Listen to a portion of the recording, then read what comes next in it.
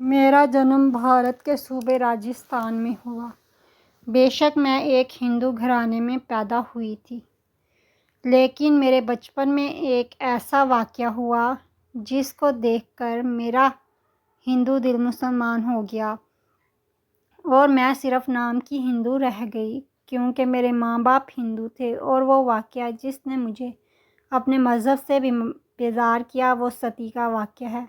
میرے والد جے پور کے ٹھاکر تھے اور ان کی اونچی حویلی تھی، جس سے کچھ ہی دوری پر ایک میدان میں ایک ودھوا جوان عورت کو، جس کی عمر بمشکل 17 سال تھی، ستی کی رسم کی بھینٹ چڑھتے میں نے اپنی معصوم آنکھوں سے دیکھا تھا۔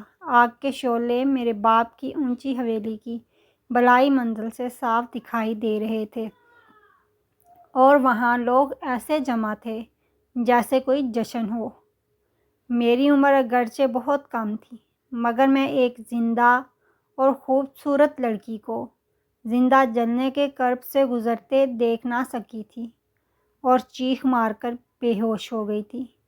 میری باندی نے آ کر مجھے اٹھایا اور بستر پر لٹایا، مورچھل سے ہوا دی اور منہ پر عرق گلاب کی بارش کی۔ مجھے جب ہوش آیا تو اس بھیانک نظارے نے میرے حواس زخمی کر رکھے تھے۔ تبھی میں نے اپنی ماتا کو کہا کہ ماں، کیوں اس معصوم اور خوبصورت لڑکی کو زبردستی زندہ آگ میں پھینکا گیا، جبکہ وہ جینا چاہتی تھی اور مرنا نہیں چاہتی تھی؟ ماں نے جواب دیا تھا، اس لیے کہ وہ ودھوا ہو گئی ہے، اور ہمارے مذہب میں یہی رواج ہے کہ جب کوئی عورت ودھوا ہو اور خصوصاً وہ جوان بھی ہو تو اس کو اپنے مردہ پتی کی چتا میں زندہ جلنا ہوتا ہے۔ یہی ہمارے دھرم کی رسم ہے اور اس سے دھرم کی لاج رہتی ہے۔ ماں کے اس بیان سے میرے ننھے سے دماغ نے ذرا بھی اتفاق نہیں کیا اور میں نے سوچا ایسے دھرم سے بے دھرم رہنا ہی اچھا ہے، جس میں عورت کو ستی کے نام پر زندہ اپنے مردہ خاوند کی وفاداری کی خاطر جلنا ہوتا ہے۔ اس روز سے میں نے اپنے مذہب سے منہ پھیر لیا۔ بظاہر ہندو رہی مگر دل سے میں ہندو نہ رہی۔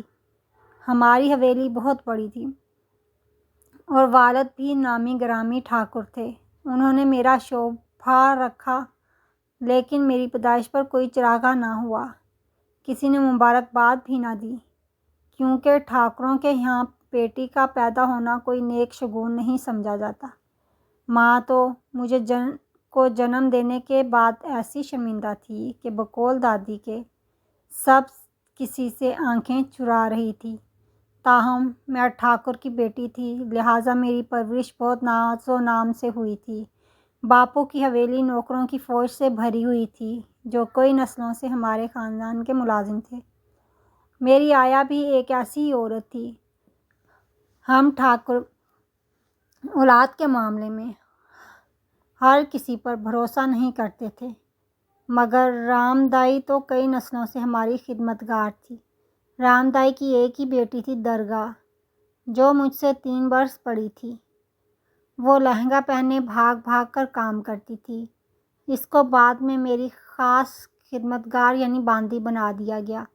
میری خاطر اس کو بھی 5ویں جماعت تک تعلیم دی گئی تاکہ میرا حکم سمجھنے میں وہ کچھ شعور حاصل کر لے۔ اب زمانہ اتنا دقیانوسی نہیں رہا تھا۔ مجھ کو بہترین تعلیم سے بہرہ مند کیا گیا اور میں نے انگریزی زبان پر عبور حاصل کرنے کے لیے یونیورسٹی میں پڑھا۔ زمانہ طالب علمی میں مجھ کو والد کا بااعتماد ملازم اور ذاتی گاڑی یونیورسٹی لے جاتے۔ یونیورسٹی میں مجھ کو کسی لڑکے نے بھی متاثر نہ کیا، کیونکہ ہمارے خاندان کے ٹھاکر مرد بہت وجیح ہوتے تھے۔ ان کی آنکھیں پر رعب اور نشیلی تھیں، جن میں دلکشی کا عنصر کوٹ کوٹ کر بھرا تھا، اور ٹھاکر مردوں کے بلند و بالا قد تھے۔ ان کی چال میں غرور اور صورت پر تمکنت تھی۔ ان کی خاندانی وجاہت کا مقابلہ کوئی نہیں کر سکتا تھا۔ یہی وجہ تھی کہ یونیورسٹی میں مجھ کو کوئی بھی اپنے خاندان کے مردوں جیسا باوقار نہ لگا۔ میرے باپو بھی خاصے باروب تھے اور رعونت مجھے ان سے ہی ورثے میں ملی تھی۔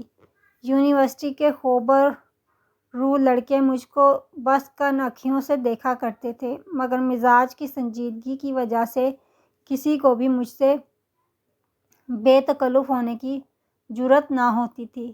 ان دنوں بس میں جیسے خوابوں کی دنیا میں رہتی تھی۔ میری اپنی دنیا تھی۔ درگاہ ہم عمر تھی، لہٰذا وہ میرے مزاج و ضروریات کو سمجھتی تھی۔ اس کا ساتھ مجھ کو اچھا لگتا تھا اور کسی قسم کی پریشانی نہ ہوتی تھی۔ وہ جب 16 برس کی ہو گئی تو اس کی ماں نے میری ماں سے کہا کہ میں بیٹی کی شادی کرنا چاہتی ہوں۔ گاؤں کا ایک اچھا لڑکا میں نے پسند کر لیا ہے۔ آپ کی اجازت ہو تو میں بیٹی کا گھر بسا دوں۔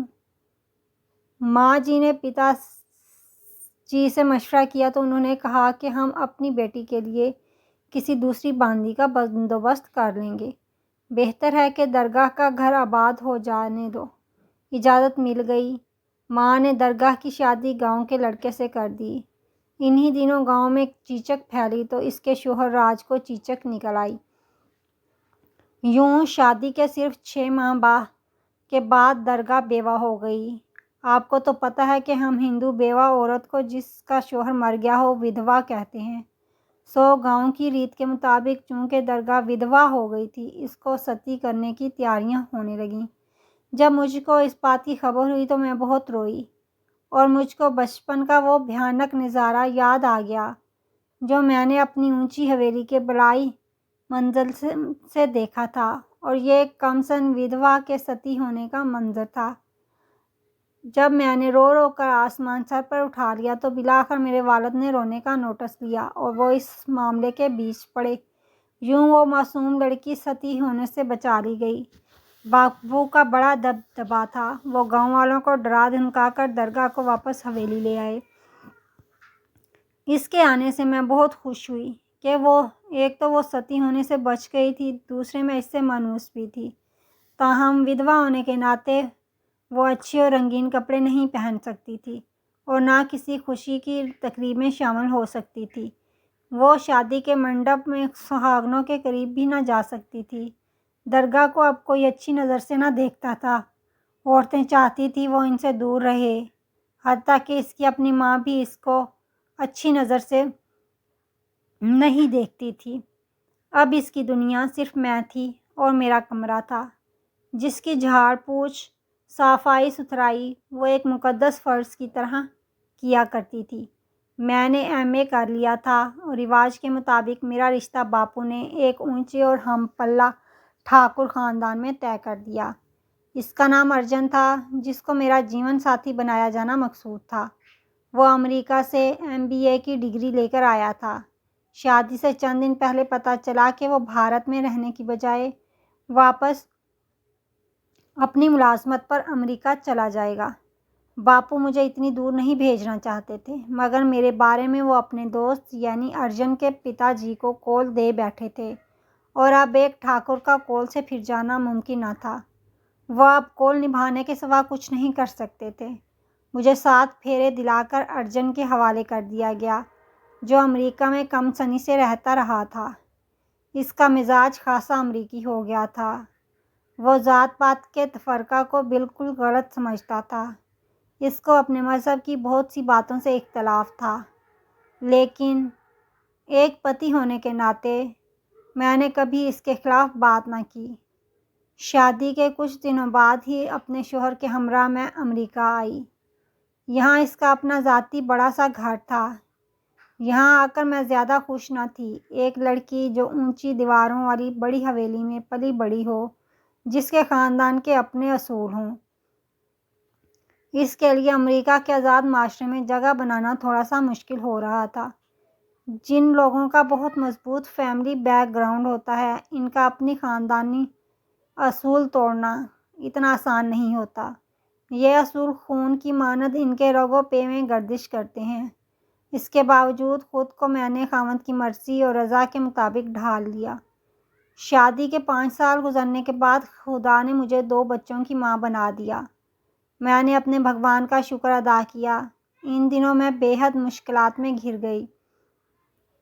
گھریلو ذمہ داری، بچوں کی پرورش، اس کے ساتھ ہی ایک سکول میں جز وقتی ملازمت۔ یہ سب میرے لیے بہت مشکل امور تھے۔ میں نے باپو کو آگاہ کیا تو انہوں نے میری مشکلات کا یہ حل نکالا کہ درگاہ کو میرے پاس امریکہ بھجوا دیا، چونکہ وہ میری پرانی خدمت گار تھی اور میرے مزاج کو سمجھتی تھی۔ اس کے آ جانے کے بعد میں نے سکون کا سانس لیا۔ بچوں اور گھر کی ذمہ داری مجھ پر سے کافی حد تک کم ہو گئی تھی۔ میں خوش تھی۔ واقعی خدمت گزاری بڑی مشکل بات ہے۔ درگاہ کے آنے سے ہم سب کو تو قرار آ گیا، مگر اس بیچاری کو قرار نہ تھا۔ کبھی میں کام کے لیے پکارتی، کبھی ارجن آواز دیتے اور بچے تو منٹ منٹ میں بلاتے، درگاہ دیدی ذرا ادھر آپ یہ کر دو وہ کر دو۔ وہ سبھی کے حضور جی حضوری جی کرتی رہتی۔ میں اب ملازمت کے بعد لمبی تان کے سوتی یا پھر سیر سپاٹے کو نکل جاتی۔ کھانا بنانا، گھر سنبھالنا میری درد سری نہ تھی۔ درگاہ جو تھی، حتیٰ کہ چھٹی کے دن جب ارجن گھر ہوتے میں اپنی سہیلیوں کے ساتھ پکنک منا رہی ہوتی اور وہ آدمی آدھی رات تک ارجن کو روٹیاں پکا کر دیتی تھی، میں گھوڑے بیچ کر سو جاتی تھی۔ ایک روز میری پرسکون زندگی کی جھیل میں ایک بھاری پتھر آ گرا اور پھر قدرت نے وہ دکھایا کہ اس منظر کو دیکھنے سے پہلے اے کاش میری آنکھیں اندھی ہو جاتیں تو اچھا تھا۔ ایسا تو میں سوچ بھی نہ سکتی تھی جیسا ہوا، مگر سچ ہے کہ دنیا میں کچھ ناممکن نہیں ہے۔ جو ممکن نہ ہو کبھی کبھی وہ بھی ہو جاتا ہے۔ بعض گھر کی لڑکیاں جو مضبوط پس منظر کی حامل نہیں ہوتیں اور اصولوں کی روشنی میں پرورش نہیں پاتیں، ان کو حالات جلد بہکا دیتے ہیں یا پھر اپنے احساس کمتری کی وجہ سے وہ خود کو اچھی سوسائٹی میں کوئی مقام دینے کے لیے سر توڑ کوشش کرتی ہیں۔ درگاہ نے یہی کیا اور پھر اس کی اصلیت بھی مجھ پر کھل ہی گئی۔ ممکن ہے اس میں درگاہ سے زیادہ قصور میرے خاوند کا ہو۔ میں بھی تو خاصی غافل ہو گئی تھی۔ میں یہ بھول گئی تھی کہ وہ لڑکی جس نے ایئرپورٹ کی شکل نہ دیکھی تھی، وہ ہوائی جہاز میں بیٹھ کر یہاں آ گئی تھی، تو یہاں کی دنیا اس کے لیے ایس ان ونڈر لینڈ سے کم نہ ہوگی۔ وہ اب لہنگا پہننے کی بجائے میرے اترے ہوئے مگر نہایت عمدہ امریکن کپڑے زیب تن کرتی تھی، اور یہ میں خود اس کو دیتی تھی تاکہ وہ یہاں کے معاشرے میں کوئی عجوبہ نظر نہ آئے۔ ارجن سے کہہ کر میں نے اس کو گاڑی چلانا سکھا دی تھی کہ وہ بچوں کو اسکول لے جانے اور لانے کا فریضہ ادا کر سکے، اور یہ درد سری میرے سر سے ٹلے۔ رفتہ رفتہ گھر کا مکمل کنٹرول اس کے ہاتھ میں آ گیا تھا۔ مجھے کبھی اس پر شک نہ ہوا کہ وہ ارجن کے دل پر قبضہ کر سکتی ہے۔ وہ تو میرے مقابلے میں ان پڑھ اور معمولی صورت کی لڑکی تھی۔ ایک روز صبح میں نے بچوں کو اسکول چھوڑا اور پھر مجھے اپنی ملازمت پر جانا تھا کہ راستے میں رکمنی کا فون آ گیا۔ وہ پوچھ رہی تھی، کیا تم ان خواتین کی لسٹ لا رہی ہو جو ہولی کے دن رنگ اور کھانا لائیں گی؟ اپنے میل پر یہ پیغام ملتے ہی میں نے گاڑی گھر کی طرف موڑ لی، کیونکہ یہ لسٹ میں اپنے بیڈ روم کی ٹیبل پر ہی چھوڑ آئی تھی۔ مجھے پتا تھا کہ اس وقت درگاہ ارجن کا ناشتہ تیار کر رہی ہوگی۔ وہ ناشتہ کر کے نکلتے تھے، پھر یہ اپنے کام میں لگ جاتی تھی۔ اس دن شاید میری تقدیر کا سورج گہنا گیا تھا۔ جب بچوں کو اسکول چھوڑ کر میں اپنی ملازمت پر جانے کے لیے مڑی تھی کہ گھر سے رکمنی کے لیے لسٹ لینے کے لیے گاڑی گھر کے سامنے کھڑی کر کے تالا کھولا۔ گھر کا بیرونی دروازہ کھلتے ہی میری خوابگاہ سامنے نظر آ جاتی تھی۔ میری مسہری پر درگاہ مجھے ارجن کے ساتھ نظر آئی تو آنکھوں تلے اندھیرا چھا گیا اور مجھ کو اپنی آنکھوں پر یقین نہ آیا، مگر سچائی اپنی پوری صفاقی کے ساتھ میرے سامنے تھی۔ جلدی سے اندر داخل ہوئی تو ارجن مجھ کو دیکھ کر حواس باختہ ہو گئے، اور درگاہ تو اتنی شرمندہ تھی کہ نظر نہیں اٹھاتی تھی۔ وہ فوراً ہی میرے پاؤں پر گر پڑی، روتے ہوئے کہنے لگی، دیدی معاف کر دیجیے، اس میں میرا قصور نہیں ہے۔ میں نے غصے سے پھنکار کر کہا، چپ رہ بدبخت منحوس، کیا تو بھول گئی اپنی اوقات کے بھارت میں ودوا ہونے کے کارن تجھ سے کتوں کا سا سلوک ہوتا تھا۔ اے احسان فراموش، یہاں تو نے میرے اعتبار کو چتا میں جلا کر میرے شوہر پر قبضہ جما لیا۔ وہ روتے ہوئے بولی، دیدی میری مرضی نہیں تھی، یہ آپ کے پتی کا حکم تھا کہ میں ان کی تابعداری کروں یا پھر بھارت جاؤں، اور میں لوگوں کی حقارت کا نشانہ بننے کو بھارت جانے سے ڈرتی تھی۔ میں ہرگز وہاں نہیں جانا چاہتی کہ جہاں پر کوئی مجھ کو ودوا کہہ کر ٹھوکر مارتا ہے۔ میں نے بھی اس کو ٹھوکر مار کر کہا، تو ہے ہی اسی لائق کہ تجھ کو ٹھوکریں ماری جائیں۔ یہ کہہ کر میں نے ارجن کی طرف دیکھا، جو مجھ کو اپنا ہونے کے باوجود ایک غیر کی طرح دیکھ رہا تھا۔ وہ جو میرا دیوتا تھا، جس کے ساتھ میں مرنے جینے کے 7 پھیرے پوتراگنی بھون کے چاروں اور لگائے تھے، وہ بہت اطمینان سے اپنا ڈریسنگ گاؤن پہنے سارے گھر میں گھوم رہا تھا، جیسے اس کی کوئی بہت ہی قیمتی چیز پر ڈاکہ پڑ گیا ہو۔ اس نے پھر تیز غصیلی نظروں سے مجھے دیکھا، جیسے کہتا ہو، ٹھیک ہے، تم موم کی وہ مورت ہو جو گہری نظروں سے پگھل جائے گی، تم کانچ کی وہ گڑیا ہو جو ہلکی سی غلط جنبش سے ریزہ ریزہ ہو جائے گی، اور تم اپنے بارے یوں سمجھتی ہو جیسے تم بھگوان کا وہ شاہکار ہو جسے لندن کے مومی عجائب گھر میں رکھ دیا جائے تو تمہارے چاروں طرف بھیڑ لگ جائے۔ تم بہت بڑے ٹھاکر کی تعلیم یافتہ بیٹی ہو، مگر شوبھا، ایک بات کان کھول کر سن لو، اگر تم اس سانولی رنگت والی ملازمہ کو میرے راحت کدے کی شریک نہیں دیکھ سکتی تو یہ گھر تمہارا سہی، میں تمہارا نہ رہوں گا، اور ہمارے راستے الگ الگ ہو جائیں گے۔ میرے خشمگی نگاہوں میں بھی آگ بھڑک چکی تھی، بس اس نے مجھ سے زبانی کلامی الجھنے کی بجائے اس وقت گھر سے چلے جانا مناسب سمجھا۔ اس کے جانے کے بعد میں نے اپنے پتا جی کو فون کیا، ان کو مختصر احوال بتا کر کہا کہ میں درگاہ کو واپس بھجوا رہی ہوں، بے شک آپ اس کو اس کے گاؤں والوں کے حوالے کیجیے، وہ خود اس کا فیصلہ بہتر کر دیں گے۔ درگاہ بھارت چلی گئی، جانے کیا اس کے ساتھ وہاں ہوا کہ اطلاع ملی اس نے خود کو جلا لیا ہے اور خودکشی کر لی ہے۔ ابھی یہ خبر اخبار کے ذریعے مجھ تک پہنچی ہی تھی کہ ارجن نے مجھ سے صلح کا پیغام بھجوایا۔ میرے دل نے اس صلح کو قبول کرنے سے انکار کر دیا اور میں نے طلاق کا مطالبہ کیا تو اس نے کچھ دن بعد مجھ کو طلاق دے دی۔ اپنی کہانی سنا کر شوبھا خاموش ہو گئی تو میں سوچنے لگی کہ شوبھا مظلوم ہے یا درگاہ، یا دونوں؟ ان کا جواب کون دے گا؟